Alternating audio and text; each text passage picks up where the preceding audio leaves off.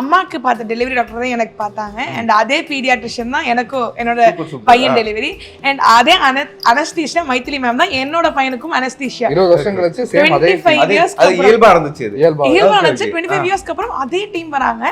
அப்போ வந்து ஜூனியரா இருந்த தியேட்டர் ஆர்டிஸ்ட் இன்னைக்கு வந்து ஹெட் ஆஃப் தியேட்டர் ஆர்டிஸ்ட் என் பக்கத்துல நிக்கிறாங்க. அவங்க சொன்னாங்க உங்க அம்மா வந்து நார்மல் டெலிவரி பண்ண அவ்வளோ கஷ்டப்பட்டாங்க, ஆனா பண்ணதான் நார்மல் டெலிவரி அப்படின்னாங்க. ஸோ உங்க அம்மாக்கு டெலிவரி நாங்க தான் பண்ணோம், நாங்க அப்ப ஜூனியர், இப்போ உனக்கு நாங்க வந்து டெலிவரி பார்க்குறோம் அப்படின்னு அவங்க சொல்லிட்டே இருந்தாங்க. ஏன்னா அந்த அட்மிட் பண்ண 3 நாள் வந்து என்ன ஒரு மாதிரி ஹாப்பி மூடு ப்ரெஷர் ஆக்காம அப்படி வச்சுட்டே இருந்தாங்க. ஆப்ரேஷன் இருக்கிற 40 மினிட்ஸ் வந்து நான் வந்து பேசிக்கிட்டே இருந்தேன். டாக்டரே சொன்னாங்க என்னோட லைஃப்ல இப்படிப்பட்ட ஒரு சிசேரியன் நான் பண்ணதே கிடையாது. ஏன்னா மற்ற பேஷண்ட்ஸ் கேள்வி கேட்பாங்க, எனக்கு இரிட்டேட் ஆகும், நீ பேசுறது மட்டும் எனக்கு கியூட்டா இருக்கு, ரொம்ப சிரிக்க வச்சுட்டே இருக்கேங்கிற. ஆப்ரேஷன் பண்ணதே தெரியல, இதை நான் ஒரு 5 மினிட்ஸ்ல முடிச்ச மாதிரி எனக்கு ஃபீல் ஆகுது. ஏன்னா எனக்கு வந்து இது பேக்ல இன்ஜெக்ஷன் போட்டாங்க, கீழே ஃபுல்லா மறுத்துருச்சு.